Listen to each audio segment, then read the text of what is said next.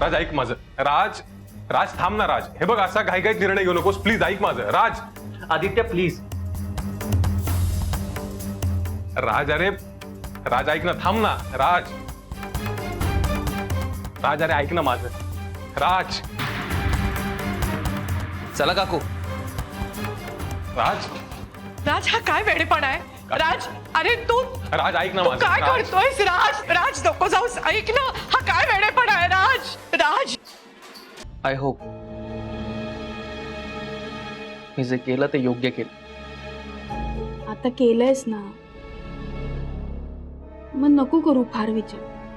फक्त घेतलेल्या डिसिजनवर ठाम राहा आणि बिझनेस बद्दल जे काही बोललायस ते सत्यात उतरवण्याचा प्रयत्न कर. हो ते सगळं कराच, पण जमल्यास हे शूज घराबाहेर काढून या. अगं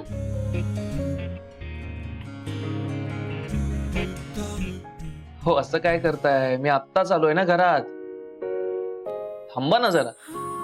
थांबा जरा म्हणजे काय. सणावाराचा दिवस आहे. सकाळी लवकर उठून मी अख्ख्या घराची फरशी पुसली आणि तुम्ही काय घरात शूज घालून आलात. हे झालं काकूंचं सुरू. याला काय अर्थ आहे. ह्याला काय अर्थ आहे म्हणजे काय. आधी ज्या घरात राहायचं त्या घराचे नियम पाळता आले पाहिजेत. तुम्हाला तुमच्या घरचे नियम पाळायचे नव्हते म्हणून तुम्ही आमच्या घरी राहायला आलात की नाही. मग आता इथले नियम पाळता येत नसतील तर इथूनही जावं लागेल. मी खरंच जाईन आता. नाही जाच तुम्ही. अरे थांब थांब. काऊ असं काय करतेस ग. असं काय करतेस म्हणजे काय वैदेही. त्यांना कळायला नको घरात शूज घालून यायची त्यांना गरज काय होती. या घरचे नियम माहित नाही आहेत का त्यांना. हो काकू, तुम्ही आल्या आल्या माझ्याशी भांडताय हे कळतंय का तुम्हाला.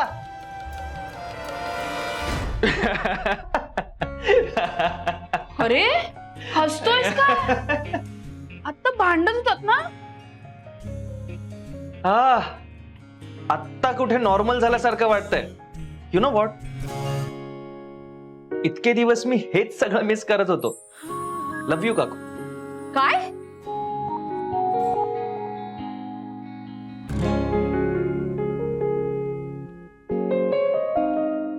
नाही नाही नाही नाही नाही. हे तसं वाला लव्ह यू नाहीये. हे मैत्रीवाला लव्ह यू आहे. तुमचं कसलंच लव्ह यू नकोय मला. आणि जा आधी घराबाहेर जाऊन त्याची शूज काढा बरं. काढतोय हो. ओरडताय कशाला.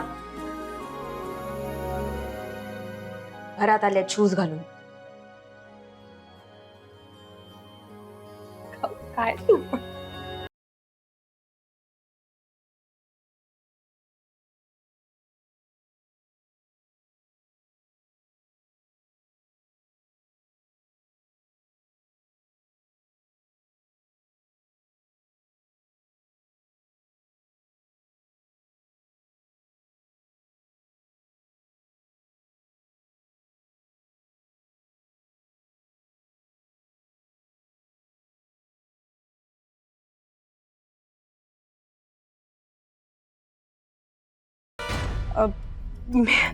मी ते असंच बोलून गेले.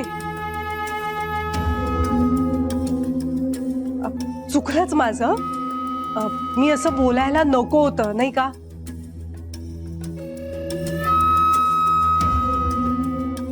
पण मला तरी काय माहिती ना की ते असे थडकाफडकी निघून जातील म्हणून बोलले मी. आणि काय आहे, लोक खरंच आम्हाला प्रश्न विचारतात. कसं आहे, लहानपणी कसं मुलीने मुलाला राखी बांधली की जग पण काही बोलायचं नाही. मग ते मित्र म्हणून राहायला पण मोकळेन. मी आपलं त्या ह्याने बोलले. आता मला काय माहिती की राजवर्धन एवढं सगळं ते मनावर घेतील म्हणून.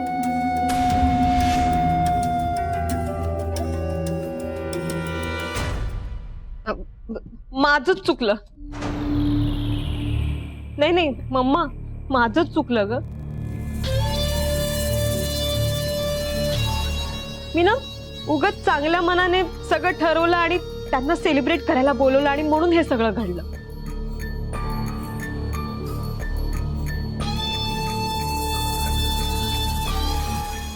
काकी खरं सांगते, माझी मम्मा खूप साधेपणाने बोलून गेली हो. हो ना. बस.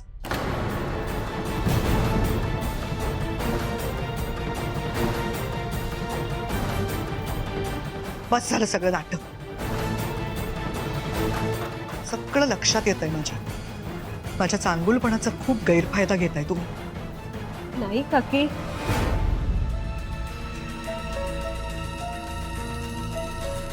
मी नाती जपते, माझी तत्व सांभाळते,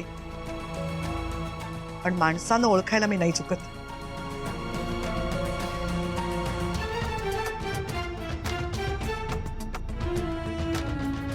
आणि माझ्या चांगुलपणाचा एवढाही गैरफायदा घेऊ नका की माझ्या तत्वांना मुरड घालून मी सगळ्यांना घराच्या बाहेर काढेन.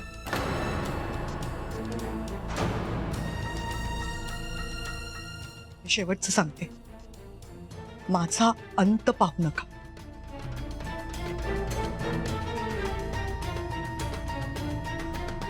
हे तर मी कोणाचीही ऐकाय करणार नाही.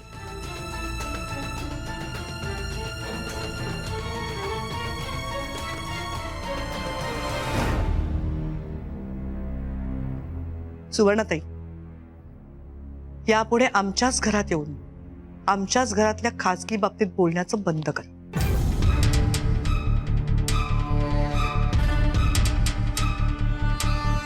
पुन्हा जर तुमच्यामुळे या घरात वाद झाले तर या घराचे दरवाजे तुमच्यासाठी कायमचे बंद असतील, लक्षात ठेवा.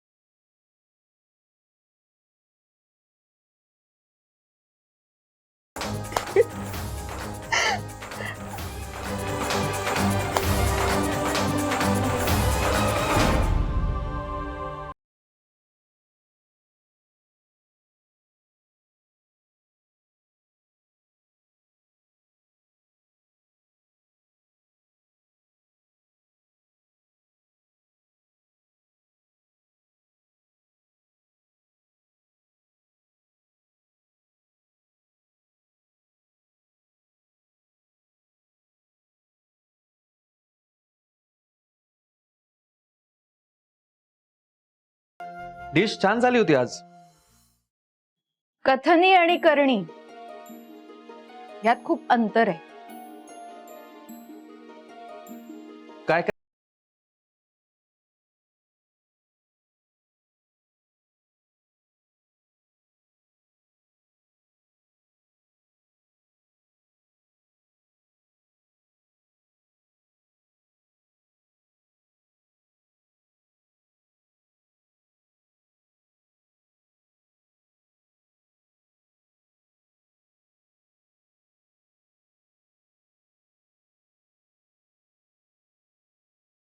सुरू आहे माझी. आईची खूप काळजी वाटते.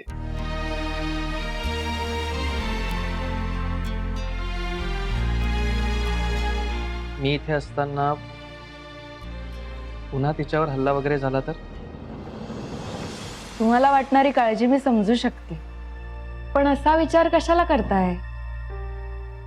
विषय असा आहे की देव तारी त्याला कोण मारी असं म्हणतात. रत्नमाला मॅडमना काही होणार नाही. अहो, त्यांनी खूप चांगली आणि खूप सारी माणसं जोडून ठेवली आहेत. त्या सगळ्या माणसांच्या सदिच्छा कायम त्यांच्या सोबत आहेत. नका काळजी करू, त्यांना काहीही होणार नाही. करेक्ट बोललीस का? नको काळजी करूस राज, तुला आईला भेटता येणारच आहे की. म्हणजे आधीसारखा असा अबोला राग असं काही नाहीये ना. ते आहेस. आणि तेच खूप आहे. त्यामुळे आता तुमच्या भाषेत करा काय ते चिल.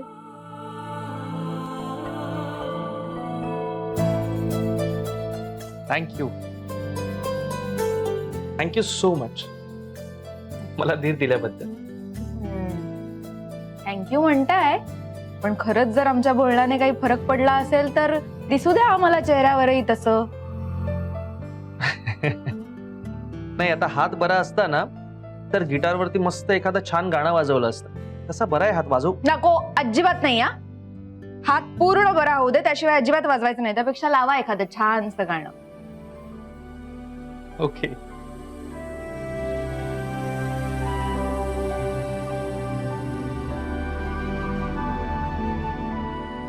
ओके ये बात हेच आम्ही मिस करत होतो. तू गेलास आणि घर एकदम शांतच झालं होतं बाबा. हो ना काऊ? हो ना.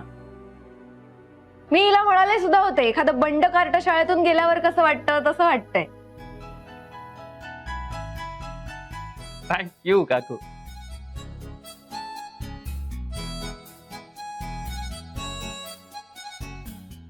एक मिनिट. काय काय काय बंड म्हणजे काय? नाही सांगा ना, बंड म्हणजे काय? डोंट वरी. बंड म्हणजे आगाऊ, दंगेखोर वगैरे वगैरे. म्हणजे मी आगाऊ आणि दंगेखोर आहे? नाही अजिबात नाही. आहातच तुम्ही. एक नंबरचे आगाऊ आहात. ते तुम्ही लहान असताना ना मी तुम्हाला शिक्षिका म्हणून शिकवायला हवे होते. चांगलं सुतासारखं सरळ केलं असतं. हो का? नाही ठीक आहे, पुढच्या जन्मी मी यांच्या शाळेत ऍडमिशन घेईन. या जन्मी वाचलोय. राज थांब, ऐक ना, मी काय म्हणते, तू आलाच आहेस तर तुझं येणं सेलिब्रेट झालं पाहिजे ना. एक पेग वाईन तो बनतीये. ए आगाऊ पार्टी, थांबतेस का जरा आता? लगेच काही वाईन आणि दारू आणायची गरज नाही. श्रावण सुरू आहे, श्रावणात तर नाहीच नाही. काऊ ऐक ना, मी काय म्हणते, हे बघ श्रावणात दारू पित नाही, वाईन पितात. म्हणजे वाईन ही काय दारू नाहीये ना. Exactly. Wine is wine. Wine दारू नाहीये. मला शेंडी लावू नका तुम्ही. मागच्या वेळी जे काही झालंय ते पुरेसं नाहीये का?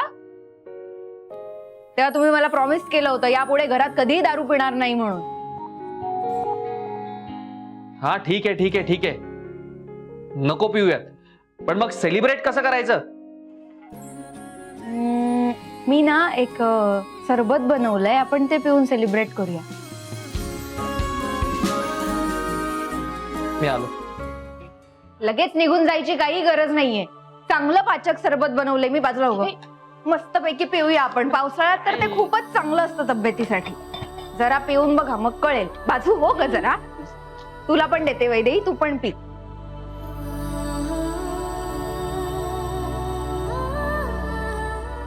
हे घे, छान सरबत आहे, घे. घ्या ओ, घ्या घ्या, प्या. एवढं तोंड वाकडं करायची काही गरज नाहीये. घ्या, काही विष दिलेलं नाहीये, चांगलं सरबत आहे. एवढं काही कडू नाहीये. फोटो काढू का तुमचा? नाही, कडू असलं ना तर यात थोडी आपली मैत्री घालू, म्हणजे गोड होईल. Cheers to our friendship. Cheers कशाला आता? दारू आहे का ही? अरे यार, सगळ्याच गोष्टींचा प्रॉब्लेम आहे. To our friendship. ओके. हा, टू आवर फ्रेंडशिप.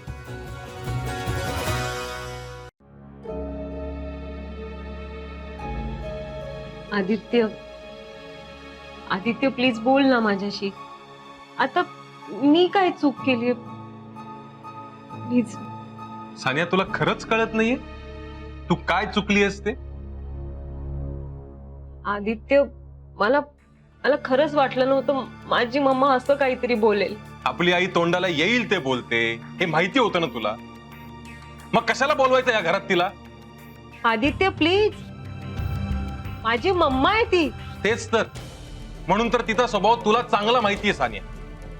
आणि आज फक्त आणि फक्त तुझ्या आईमुळे राजवर्धन पुन्हा घर सोडून गेला, लक्षात ठेव. एक मिनिट आदित्य, राजवर्धन माझ्या मम्मामुळे घर सोडून गेलेला नाहीये. मुळात राजवर्धन कावेरी बरोबर राहत होता म्हणून माझ्या मम्माला 100 लोक प्रश्न विचारत होते. म्हणून माझी मम्मा सहज म्हणाली कावेरीला की तू राखी बांध म्हणून हे सगळं घडलं. पण आदित्य, मी मम्माच्या वतीने माफी मागतेय ना तुझी. सानिया, तू माफी मागून काय उपयोग होणार आहे? राजवर्धन पुन्हा घरात येणार आहे का? नाही. आता कुठे राजचं आणि काकीचं नीट पटायला लागलं होतं, सगळ्या गोष्टी नीट सुरळीत चालू होत्या. पण नाही, तुझ्या आईमुळे पुन्हा सगळं फिसकटलं आज.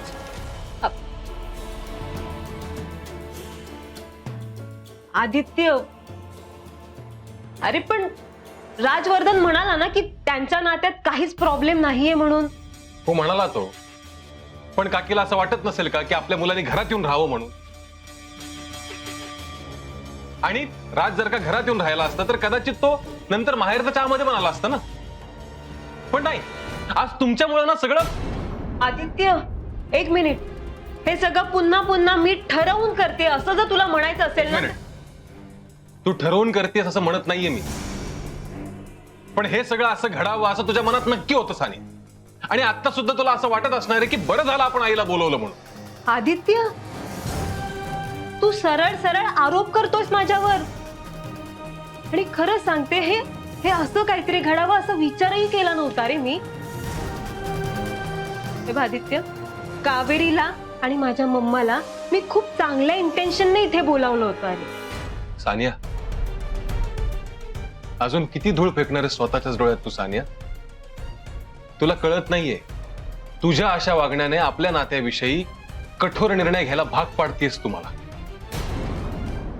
कसला कठोर निर्णय?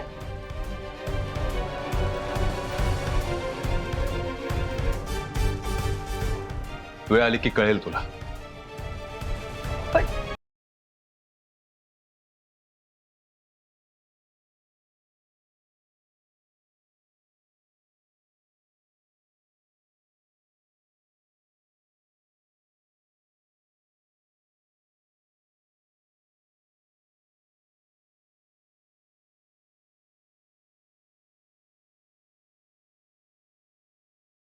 मे आय कम इन मॅडम?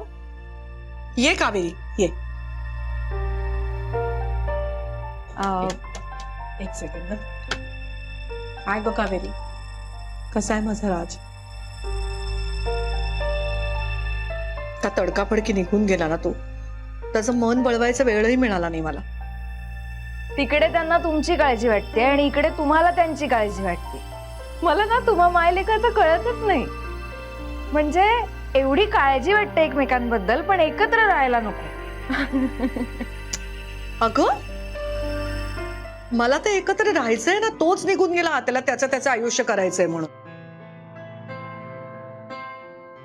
खरं सांगू तुला, कधी एकदा तो पुन्हा कायमचा घरी परत येतोय, कधी एकदा तो माहेरच्या चहाचे व्यवहार पूर्वीसारखे सांभाळतोय असं झालंय मला.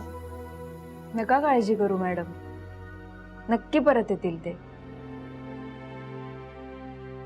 खरं सांगू का तुम्हाला, हे जे काही घडलं ते खरंच खूप वाईट घडलं. पण म्हणतात ना, वाईटातून नेहमी काहीतरी चांगलं घडत असतं, तसंच झालं बघा.